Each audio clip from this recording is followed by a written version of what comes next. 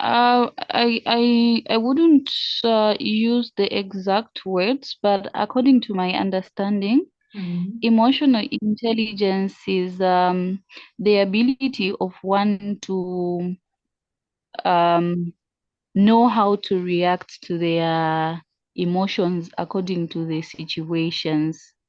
So, for example, when one is angry, they should know how to deal with anger instead of having an outburst reaction from that feeling that they have. That's according to my basic understanding. Right. You're quite right about it, actually. Emotional intelligence basically is the ability to know not only your, but other people's emotions as well, right? So, as you Mm, said, in a situation, in a certain situation, how you are feeling or other person is feeling. That is very important. Not only about yourself, but the how other person mm, is feeling. That is very important too. So both of these things make up a person emotionally intelligent. So today my focus is actually on the kids. So I want to share with you this a little, you can say, life circle. Basically, we have four quadrants in our life circle. As you can see, we have a spiritual side, we have intelligence side, which we call IQ, intelligence quotient, and then we have physical needs actually, and then we have emotional needs. As human beings, we have all four these needs.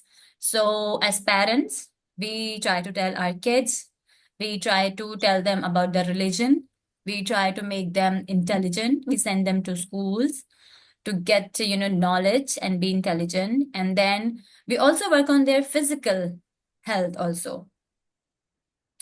Most mm, nowadays actually physical health a bit neglected, but still there are people who work on the physical health of their children, right?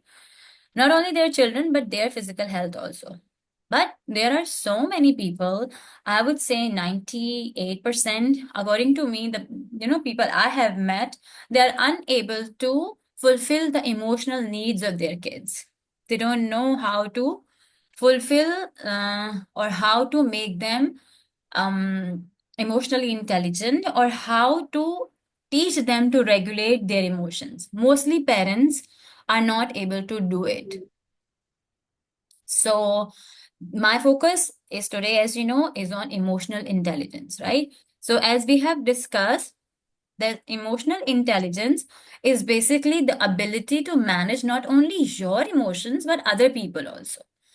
If you know about your emotions only, your emotional needs only, then you are not emotionally intelligent. But if you know the emotionally needs of other people only and you do not know anything about yourself, it means you are not emotionally intelligent. So it goes hand in hand. You have to be aware of your feelings, emotional feelings, and you have to be aware of the other person emotions as well. Then you can be an emotionally intelligent person.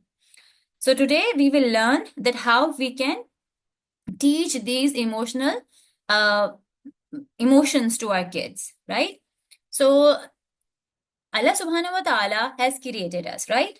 He has created us with all of these emotions.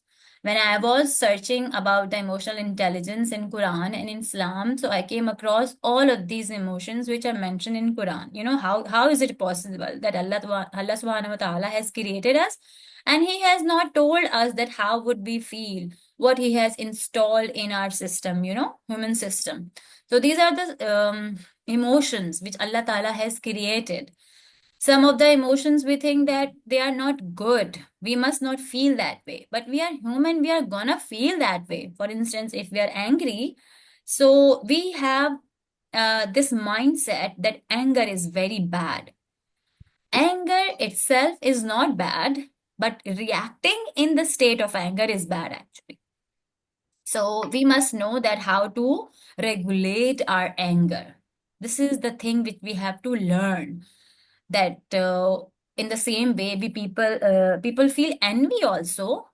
It's a bad emotion. People say like he's a jealous person, envious person, but it's a reality that we have these feelings in our heart. We have, we human beings experience these feelings. So how now intelligence comes when we know how to deal with these emotions. This is called emotional intelligence, right?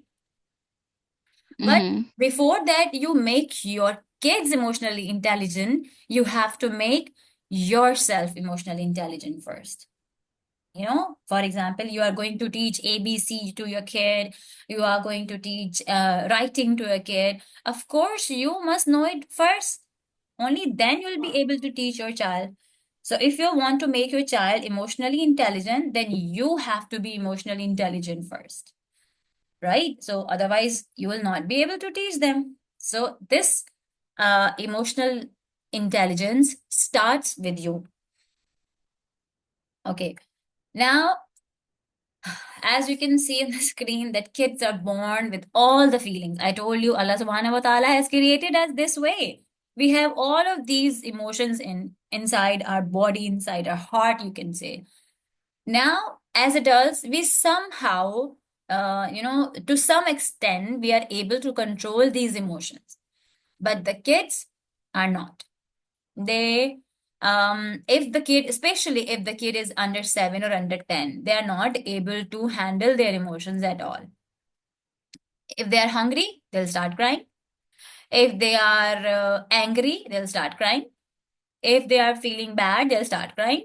They'll start throwing tantrums. So they do not know how to manage these emotions.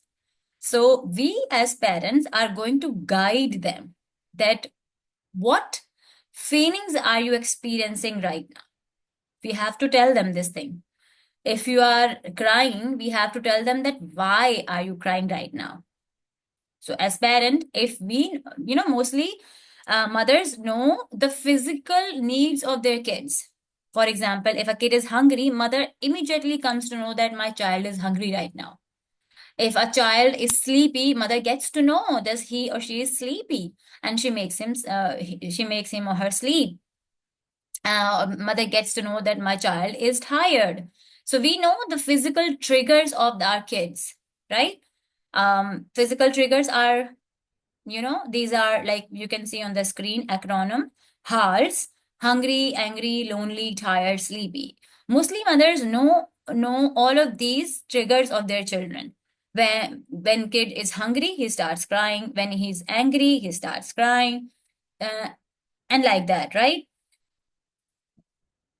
If Mm-hmm. we want to eliminate these triggers from our kids' life, for example, so we don't want them to throw tantrums when they are hungry. So what should we do?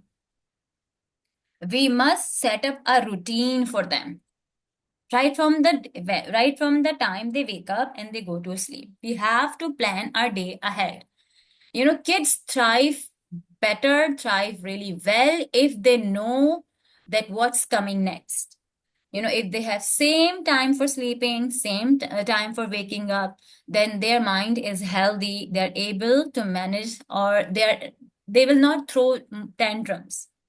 Of course they will throw, but not as much as they would throw without a routine. So if they are having a proper routine, like proper waking time, then breakfast time, then play time, then lunch time, they know that what's coming, and you discuss with them, this is the morning time, now we will do this, next we'll do that. So their mind is prepared. So they will not be very anxious that what's coming next. So it's very essential to follow a similar routine. Of course, we are not going to do it 100% of the time. We'll not be able to do it, but we can uh, set a routine, right? At least 6 days a week, we must follow a routine, right? So if to eliminate your child's physical triggers, or you can say biological triggers, we must follow a routine, especially if your kid is under 10. I would recommend this to you. Now, before I move to the emotional triggers, like psychological triggers, I want to tell you the two most important needs of children. Children, of course, they have other needs as well. Like they have to be fed, they have to be clothed. Of course, these are the basic needs, but they have two most important psychological needs. One is, the first need is empathy. My screen is stopped. Oh, so the first need which our children have, it's called empathy, right? So as parents, we have to tell them, we have to show empathy to them. Now, how can we show that? We will discuss this later.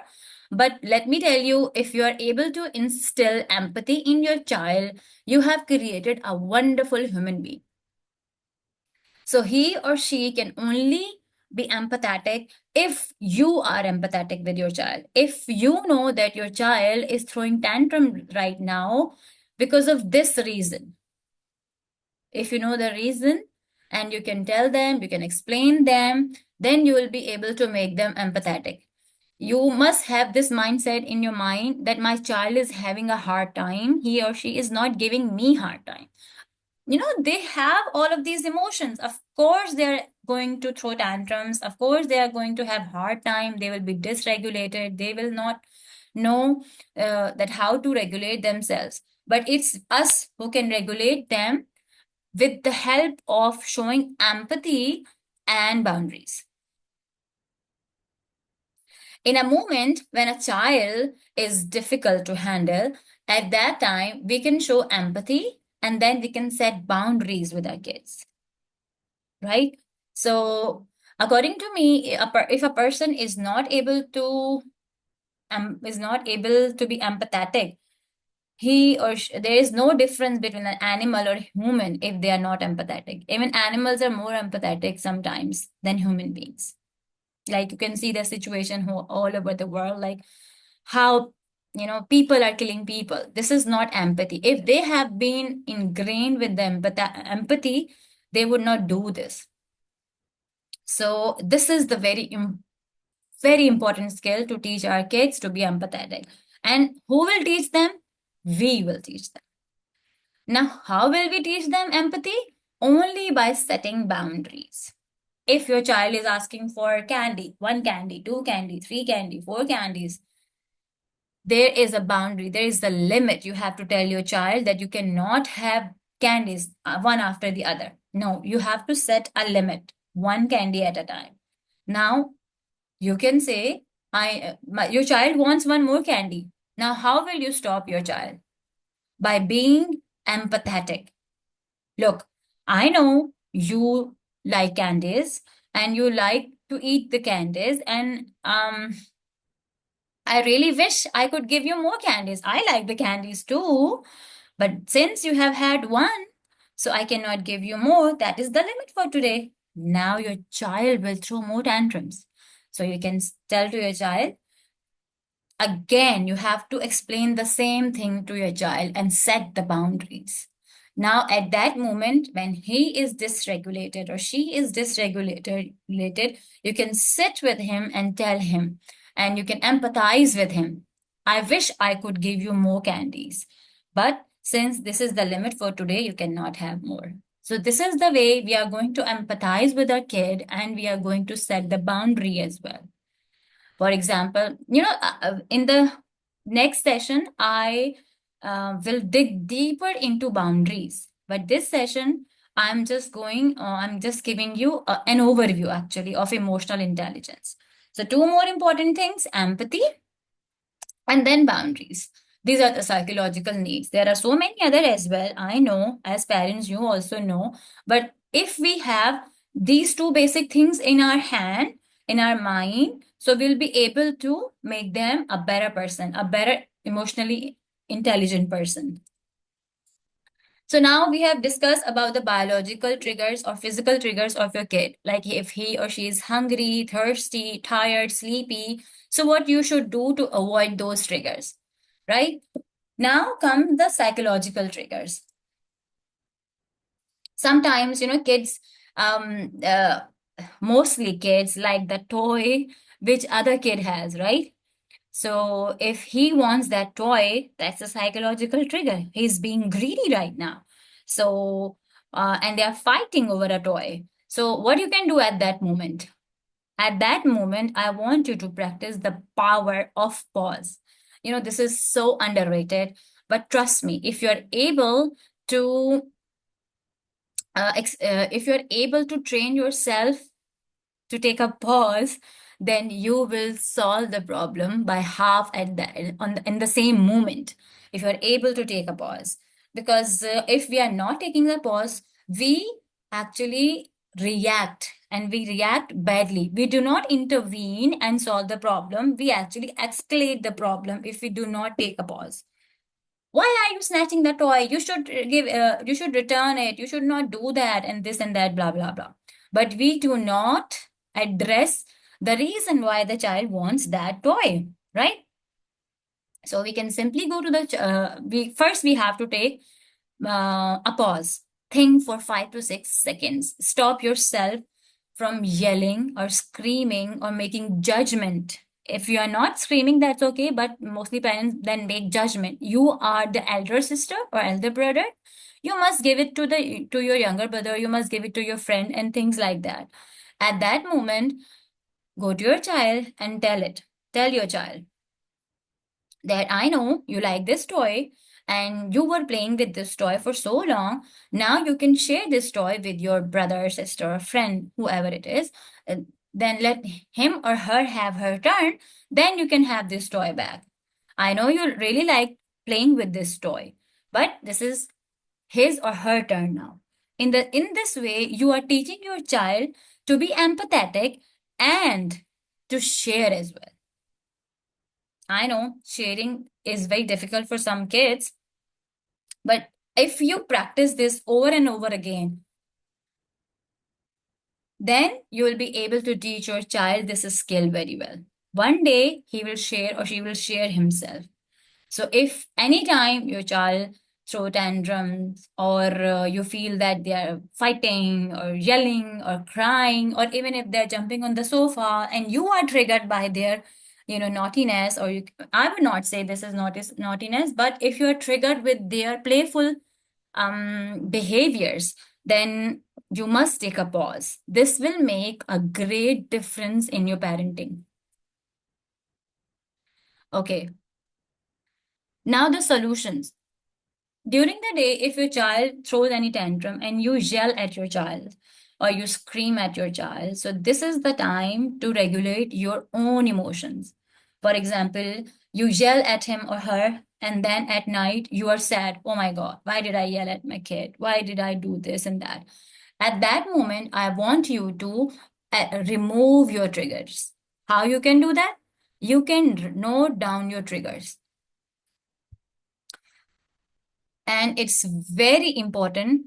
It will be very beneficial for you if you note down your triggers on a paper, on a sheet of paper, or in a journal, or wherever you want. Then you'll be able to find out your triggers, that why did you react the way you reacted at that time, and then find the solution. For example, your kids were jumping on the sofa and you don't want them to jump on the sofa.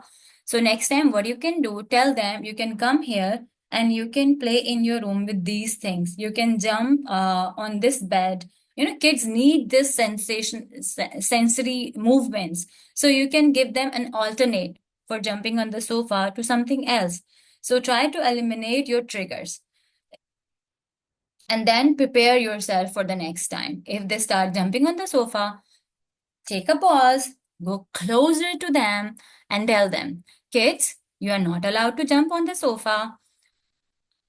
I know you really like it and you enjoy jumping on the sofa, but this sofa will get ruined. So I want you to go and jump there. You can tell them another place, or you can say that so you can go and play with your blocks. You can give another solution to them, another option to them, right? So this is the way you are going to tell them that these are the limits and you have to follow these limits. And of course, they're not going to listen you in one go.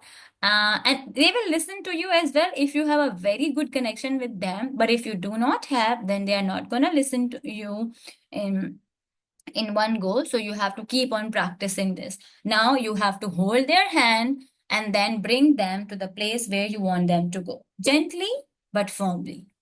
So this way, just note yourself that why and when did you get angry during the day. And sometimes we also get angry because we are hungry, because we are thirsty, because we are sleepy. So try to note your triggers as well and try to take care of yourself as well first. If you are well rested, well fed, only then you will be able to fulfill your child's emotional needs. If you are, dysregulated or triggered, then how you are going to do it? You are only going to be reactive. You will be doing the reactive parenting. So this thing is very important, that before teaching your child, you must know your emotional state, that what kind of state you are in right now. So if you are hungry, go have your lunch, your breakfast, your dinner, follow your routine, follow a routine for yourself as well. This is really very important. Now, how I have told you some examples. Now, how you can make them emotionally intelligent. First, when they are asking for one more candy, you can acknowledge their feeling. You can say, I know you really like eating candies, and I also like eating candies, and I wish I could give you more. Now, you can label their feelings. For example, if they are feeling, I know you are feeling sad and you want to have more candies. So now you can give name to their feelings: sad, angry, or envious, whatever they are feeling right now. Use the name so that they also get to know that what feelings am I having right now. So I can see that you are sad, but I wish I could give you more candies, but I cannot because this is the limit for today. Now give solution for the problem. So what you can do, you can tell them, now you can have candies tomorrow. Tell me, which candy do you want, red or green? So ask them. Then he will or she will decide that I want the red one. Okay, fine. Next time we are gonna have the red candy. So in this way, you can give them option and they will feel empowered and they will feel better eventually. So this is the limit you have set. Now the number 5 point is follow through. Like I told you in the example of jumping on the sofa, if they're jumping on the sofa, you have told them you have given them your clear instructions. Now you have to follow through. You cannot just leave them and come back into your room. No, you have to tell them clearly that jumping on the sofa is not allowed. I can see you are really enjoying jumping on the sofa, but the sofas will be ruined or broken or whatever, or they'll get scuffed. So you can tell them, stop jumping. If they don't, do you want my help to stop jumping, or will you stop yourself? You can ask them again. You are giving them two solutions. So of course, if they don't listen to you, simply you can hold their hand firmly, and then you can bring them to other room or whatever you want them to do. Follow through is very important. If you give instructions and you do not follow through the instructions, then they will not develop this pattern in their mind of following your instructions. If you keep on practicing this behavior, then eventually they will listen to you in one go. You will not have to repeat yourself again and again. So follow through is really important. Now I have got some tools for your parenting. I hope most of you know, or if you don't know, so these are the things which will help you in your parenting journey. The number one thing is that never call your child a bad kid, a bad child, or a good child even. You can say that you are a good boy, you're a good girl, but this behavior is not good, right? You are a very good kid, but jumping on the sofa is not good. So separate their personality from the behavior they are showing right now. This is very important. The next thing is all the feelings are welcome. You can feel angry, sad, envy, whatever you are feeling, most welcome. But you cannot misbehave. Misbehave, you cannot yell, you cannot hit, you cannot say bad words. I know you are feeling angry, but you are not allowed to hit me. I know you were feeling jealous. You wanted that toy, but you are not allowed to snatch. So you have to tell them that all the feelings are okay, but all the behaviors are not okay. This behavior is okay. You can do this. This behavior is not okay. You cannot do this. And tell them that we are a team. So if you are not able to do this, I will help you. Tell them, you mother, parents and a child and children, they are a team. Tell them we are not, two opponents. We are in the same team. So this is very important. You have to make your child feel that you are with him or her. And one very important thing, mostly it happens when I have two kids, right? So when they play, sometimes they fight. So I used to do this, that whenever they used to fight, I used to tell them that you guys are, why are you fighting with each other? You must not bicker with each other. So, but the moment I started appreciating the times when they were playing happily together, they were playing more nicely to each other. Mostly I was focused on their quarrels or their fights.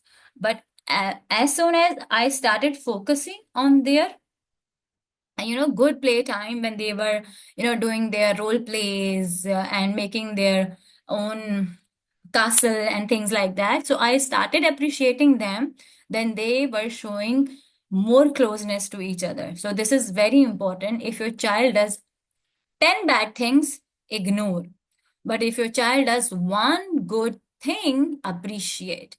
So behavior appreciated, behavior repeated. He will repeat that appreciated behavior again. But if you tell them that why are you doing this? Why are you making mess? So they are gonna do it again and again. So it's better to appreciate their good behaviors. Next thing is that, some parents are like this. They just yell from a distance to their kids. Don't do that. Don't go there. Don't say that. So whenever you are saying anything to your child, you must have an eye contact with them. Make an eye contact with them and feel that, and make them feel important. If you're not looking at their eye, their eyes, so they will not feel important. So if you look at their eyes, so of course they are going to feel worth. So this is very important, that you make an eye contact with your kids while talking to them. Next, always use a calm but firm tone. If you yell, they will go into fight or flight mode. They might Mm-hmm. the point was, use calm but firm tone. We have to speak to our kids, gently. Mm-hmm. We must not yell. The more we yell, the more they will not be able to get what we are saying, because they go into fight or flight mode. Means Okay. they might talk back, they might hit you, or they might go numb. They will not say anything. They might not react. So this is very important. If you use a calm tone, they'll be able to get what you are saying to them. So this is very important. So next thing is, use phrase, I believe you. Mostly this is our human nature, that we criticize our kids. I don't know why. These are our own traumas. That's why we criticize our children, that was bad, that Mm-hmm. you shouldn't have done that. But actually, we must acknowledge their good behaviors more often. So we must tell them that I believe you. If you give this confidence to your child, then your child will share all of his or her feelings with you.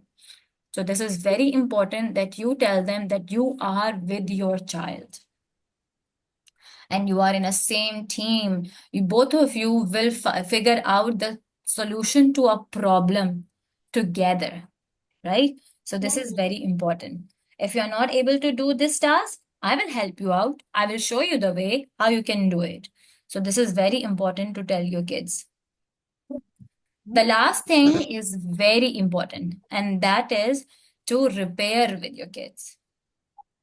Often it happens that we scream or yell at our kids, or we get frustrated and we are in the middle of something and they are calling us, and then we get frustrated and we do not respond to them in a way we should respond to them. And we are human beings. Of course, we are going to do that. So if that happens, after that, you must repair with your child. If you yell at them, or if be a little cold to them, so tell them, at that moment, I was a bit overwhelmed, so I yelled at you. So kindly, forgive me for that. I must not have said that to you. So if you repair with your child, so they will not, have traumas in their mind. You cannot believe how kids how kids take our words. They take our words so seriously that you cannot imagine. If you tell them they are good, they will feel good. If you tell them that they are bad, they will accuse themselves that we are bad. And we are the reason that we are causing trouble into our parents' life. They think this way. So this is very important to tell them that if I yelled at you at that moment, or I ignored you that in that moment, so I was wrong. I was having this difficult moment. That is why I did that, but you do not deserve it. So it's very important after any encounter where you mess up, you have to repair with your child, because your child does not want a perfect parent. We can never be perfect human beings, of course, that's understood. So wherever you mess up, you can apologize to your child without using ifs and buts and because. Just tell them that I was wrong and I shouldn't have done that. So this is very important to repair after every time you mess up with your child. Amina, Assalamu alaikum wa rahmatullahi wa barakatuhu. Walaikum assalam wa rahmatullahi wa barakatuh. Thank How you. are you, sister? I'm okay. I'm good. How Good. are you too? I cannot listen you, Amna. Can you hear me now? Yeah, I can hear you now. Yes. Okay, I'm fine. Mashallah. So you have Alhamdulillah. just joined the session? Yes, I've just joined the section because I went out. It's just now that I enter house. That is the reason. I'm sorry, my sister, but it's over now. But I have recorded this. I will send you the recording in the group. Okay? Okay, thank you. I would really appreciate it. Thank you. I will send it to everyone. Those who were not able to attend, they can watch the video. It is well. I work with human rights, so Okay. it will also help me because I'm into therapy. I'm sorry, Sister Amina, I cannot listen you clearly. Okay, I say I work with human rights. I do counseling. So this your program will really help me so Oh, much. okay. Thank you for And that. I just want to Mm. help as many people. I just want to share my experience to as many people as I can. And if you find any mistake, I would love to get your feedback also. It's okay. Count me on you. Sister Duana, are you with us? Yes, I'm here, sister. Yes. So, what do you say about the session? How was it? Did you learn something new? Yes, apparently I have a lot. Was just thinking about the mistakes I was making with the children. Think I'll adopt most of the things with the way I react with them, or just giving advice. Jazakallah. The message Wayaka? has been loud and I will be here. I just want to continue this journey actually. I want to improve myself because I'm also learning and I want to share my learning experience with others. So we'll be in touch, inshallah ta'ala. Inshallah. Jazakallah khair, sisters, for joining me today. We will have the next session, inshallah, about boundaries. For Mm-hmm. in this session, actually, I taught you to be empathetic with your kids, right? So how you Yes. can be empathetic with your kids, and how you can teach your kids to be empathetic. In the next session, inshallah, we'll dig deeper into boundaries.